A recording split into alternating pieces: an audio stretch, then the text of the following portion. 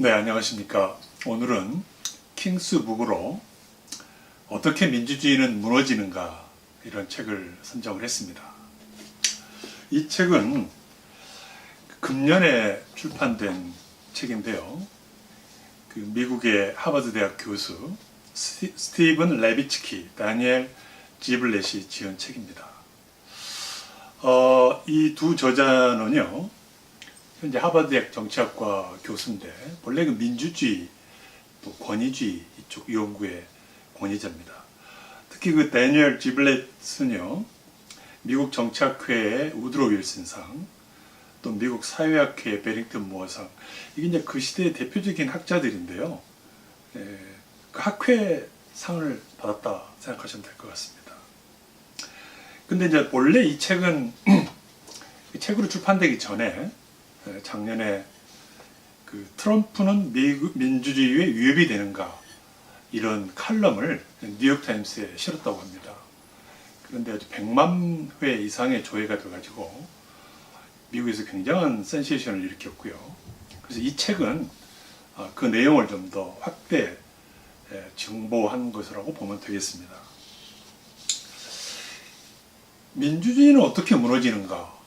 미국에서 이런 얘기가 나온다는 게 조금 신기하죠. 우리는 미국의 민주주의를 거의 모델로 생각하고 또 항상 우리는 미국은 어쩌다 미국은 어쩌다 이렇게 비교하고 선망의 대상으로 삼고 있지 않습니까? 그런데 이 저자는 책에서 서문에서 이렇게 시작을 하고 있습니다. 이 미국의 경우뿐만이 아니라 모든 민주국가에 던지는 경고다. 왜 이렇게 얘기하냐면요. 실제로 그 역사적으로 연구를 해보니까 민주주의가 파괴되고 민주주의의 파탄에 이르렀던 것의 75%는 쿠데타였지만요. 25%는 국민들이 선출한 지도자의 손에 의해서 민주주의가 파괴됐다는 거죠. 그래서 오늘날 민주주의 붕괴는 바로 국민들이 투표장에서 국민들이 선택한 지도자에 의해서 만들어지고 있다. 이게 참 놀라운 일이죠. 우리는 한번 민주주의 제도화가 공고화되면은 돌이킬 수 없는 과정으로 생각하기 쉬운데 그렇지 않다는 것입니다. 이 선출된 독재자는 그 민주주의의 그런 외형적인 틀은 유지하지만 그 내용들은 점점 갉아먹고 있다. 어떤 내용인지 이제 살펴보자면요. 합법적으로 민주주의를 붕괴시킨다 이런 거예요. 합법적이라는 게 법을 위반하지 않고서 기존의 헌법이나 또 이런 법률의 절차를 이용을 해서 합법적 점진적으로 민주주의를 파괴시키기 때문에 국민의 대다수는 잘 깨닫지도 못한다는 거죠. 예를 들면 사법부를 효율적으로 개편한다. 이 말은 그 재판부를 말이죠. 대법원이나 주요 재판부를 그 정권의 친정부적인 사람들로서 임명함으로써 그 중립적이어야 할 그 사법부를 한쪽으로 기울게 만든다는 거랄지, 또 부패 척결을 명분으로 해서 정적을 제거한다랄지, 또 비판자들을 가짜 뉴스라고 이렇게 공격을 하면서 언론 자체 스스로 검열을 강요한달지, 또 정부에 비판하는 사람은 우리나라도 흔하잖아요. 세무조사를 한달지, 명예훼손으로 고발한달지 이런 식으로 해서 위축시킨다는 거죠. 이런 것들은 이미 법적 테두리 안에서 이미 진행되고 있기 때문에 거기에 딱히 뭐라고 그 꼬리를 붙잡기도 어려운 그런 상황들입니다. 그래서 이런 민주주의라고 하는 것은 민주주의적 제도가 갖춰졌다고 그래서 안심할 수 있는 게 아니다.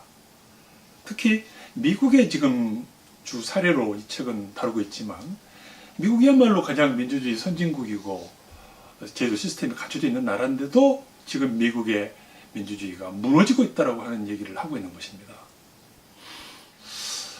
첫째는 말과 행동에서 민주주의 규범을 거부하는 것입니다. 예를 들면 선거 결과에 대해서 불복종을 한달지, 또 헌법이나 이런 것들을 무시하는 발언들을 한달지 이런 것들이죠. 두 번째는 정치 경쟁자를 부정하는 것입니다. 서로 정당한 경쟁자로 보지 않고 뭐 적이랄지 아주 섬멸해야 할 대상이랄지 이런 식으로 본다는 거죠. 세 번째는 폭력을 용인하거나 조장한다는 것입니다.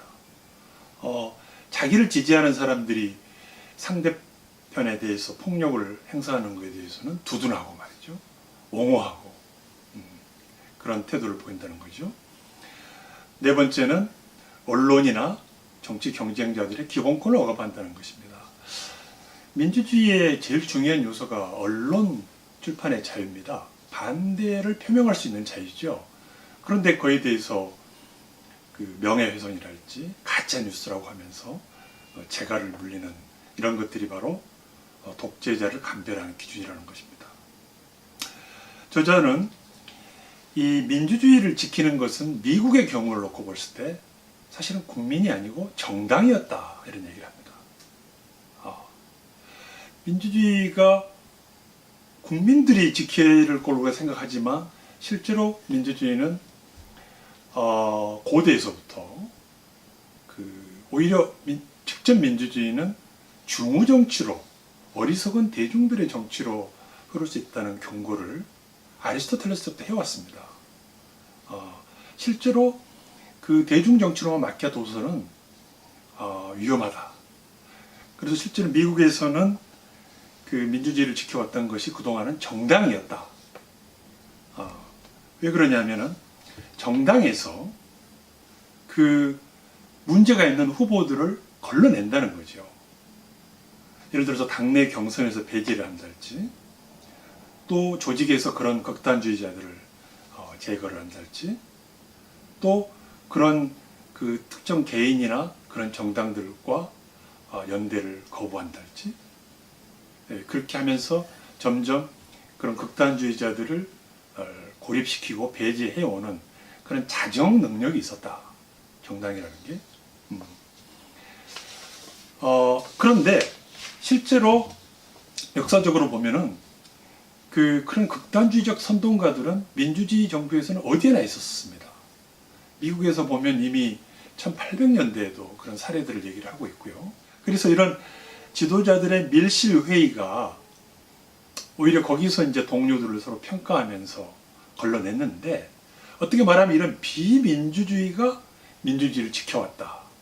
이렇게 얘기를 합니다. 그 미국의 민주주의는 여러분 직접 민주주의 같이 보이죠. 그런데 여러분 미국 대통령 선거가 직접 선거입니까? 간접 선거인가요? 미국은요, 선거인단을 뽑고 이 사람들이 대통령을 뽑는 간접 선거라는 걸 아실 겁니다. 그런데 미국이 이렇게 시스템을 만들어 놓은 이유가 있었습니다. 미국 헌법 제2조에는요, 직접 선거는 지위에 어울리는 자질을 분석할 줄 알고 신중한 판단력, 그리고 합당한 근거와 동기를 조화롭게 갖춘 사람들에 의해 이루어져야 한다. 그러니까 직접 선거에 대해서 대단히 경계하는 얘기입니다. 그러면서 이 선거인단 선거를 마련하고 있습니다. 선거인단은 한번 걸르는 거잖아요. 그 사람들의 대표를 뽑고 이 사람들이 대통령을 뽑는 그런 선거인단 선거가 바로 직접 민주주의의 위험성을 우려한 그런 결과였습니다. 근데 그런 과정을 통해서 이제 미국이 극단주의자들을 이제 걸러져 왔는데, 그런데 이게 1960년대 들어와서부터는 이게 조금 바뀌었다는 거죠. 이 프라이머리라고 하는 게 이제 우리로 말하면 1차 선거거든요. 1차 선거를 해도 나중에 선거인단들이 또 걸렀지만은 60년대부터는 프라이머리에서 당선된 후보들을 거의 사실상 후보로 결정할 수밖에 없는 그런 시스템으로 정착되면서 그 정당의 보스들이, 정당의 리더들이 그 고르는 기능이 약화됐다는 겁니다. 그래서 정당의 문지기 역할이 약화가 되면서 오히려 그런 그 극단주의자들 또는 아웃사이더들이 진출할 수 있는 길을 열었다. 이렇게 얘기합니다. 그래서 미국의 당시에 60년대 이런 조치에 대해서 일부 정치학자들은 직접 선거 유형으로 가는 것이 오히려 지나치게 민주화하는 거 아니냐 이런 우려들을 했는데 지금 그게 현실로 나타나고 있습니다. 왜 정치인들이 이런 잠재적 독재자를 방조하는가 하는 거죠. 아까도 말씀드렸지만 트럼프 당선의 핵심 원인을 이 저자들은 정당의 이런 문지기 기능이 마비됐기 때문이다. 그럼 걸러내는 기능이 없어졌기 때문이다. 이렇게 얘기를 하고요. 그렇다면 왜 그 공화당 그 의원들이나 지도부들은 이런 잠재적 독재자에게 순순히 권력을 넘겼는가? 그 이유는 두 가지인 게, 첫째는 뭐 국회에서나 의회에서 잘 통제 컨트롤할 수 있다라고 하는 착각을 했다는 거죠. 실제로 지금 그렇게 됐습니까? 또 하나는 자기 당이기 때문에 그 당을 공격하기보다는 자기 편에서 일단 대통령으로 당선되는 게 좋기 때문에, 그리고 이해관계가 맞아떨어져서 결국은 지지할 수밖에 없었다는 거죠. 그런데 여기서 이제 다른 사례를 듭니다. 최근에 2016년 오스트리아에서는요, 그 보수 진영이 오스트리아에서도 극단주의 구구파가 있었거든요. 그 사람들은 거의 나치를 신봉할 정도로 구구파였어요. 근데 이 사람들을 견제하기 위해서 보수 진영에서는 차라리 녹색당을 지지하겠다, 이런 사례를 보였고요. 작년에 프랑스에 그 마크롱 후보가 당선이 됐을 때만 해도 그때 경제 후보였던 보수파 프랑스와 피용이라는 후보는 당시 여러분 유명한 구구파의 마린 르팽이라고 하는 구구파 있잖아요. 그쪽이 지금 결선까지 갔어요.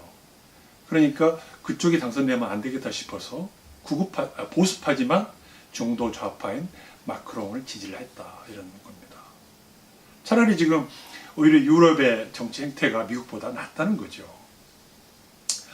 저자는 이제 본격적으로 이 합법적으로 민주주의가 어떻게 전복되는가, 이것을 상세하게 다루고 있습니다. 대개 이 과정은 말로부터 시작이 되는데, 상대를 적으로 보고 또 괴멸해야 할 대상으로 본다는 거죠. 그리고 비판자들을 가짜 뉴스를 퍼뜨린다고 주장을 하고, 그리고 사회에 공포감과 적대감, 불안감을 부추긴다는 겁니다. 그리고 실제로 이런 교묘한 전략들이 법의 테두리 안에서 이루어지기 때문에 일반 시민들은 잘 알아차리기 어렵다, 이런 얘기를 합니다. 구체적으로 어떻게 이제 합법적으로 민주주의를 전복시키느냐, 이거는 세 가지 정도 나눠서 얘기를 하고 있습니다. 심판을 매수하거나 경쟁자를 매수하거나 탄압하거나 또는 제도적으로 운동장 기울기를 만든다는 겁니다. 심판을 매수한다는 게 뭘까요? 민주주의 사회에서 심판은 누가 되겠습니까? 되게 중립적 역할을 하는 법원, 검찰, 경찰, 감사원, 헌법재판소, 이런 거잖아요. 그런데 여기에다가 이제 자기 파 인사들로 채우고 실제로 대법원을 재구성한다는 거죠. 대법원이야말로 최고의 결정기관이기 때문에 거기에 좌파의 그 편들을 심고, 그리고 법률을 차별적으로 적용한다는 겁니다. 자기 측에는 좀 온건하고, 자기 측의 폭력은 온건하고, 상대 측은 가혹하게 대한달지. 그리고 자기들을 비판하는 기업인들은 세무조사를 한달지, 또는 언론인들을 명예훼손으로 고발한달지. 또 경찰은 야당 지지자의 시위에 대해서는 굉장히 엄격하게 탄압을 하면 대신에 친정부 인사의 폭력에 대해서는 묵인한다는, 이런 것들이 바로 그런 심판을 매수하는 역할입니다.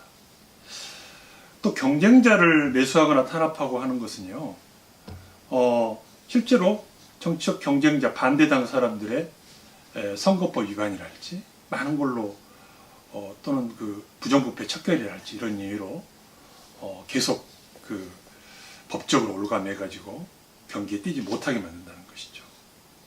또 특이한 거는요, 이 대개는 문학의 유명 인사들하고 좋은 관계를 맺어서 정보 홍보 활동에 이용한다는 것입니다. 히틀러도 그랬고 무솔리니도 그랬고 역대 독재자들의 공통적인 특성이라고 합니다. 운동장 기울이기는요, 법과 제도를 완전히 이제 뜯어 고치는 겁니다. 그래서 경쟁자들에게 불리한 시스템을 만드는 것이죠. 선거법 제도를 바꾼달지, 또는 그 어떤 그 유권자들의 등록을 어렵게 만들어서 좌파에 유리하게 한달지 이렇게 한다는 것입니다. 그리고 실제로는 이 독재자들의 공통점은 국가 위기를 즐긴다는 겁니다. 국가 위기 상황이 되면은 아무래도 정부를 중심으로 단결할 수밖에 없잖아요. 정부로 권력이 집중이 되기 때문에.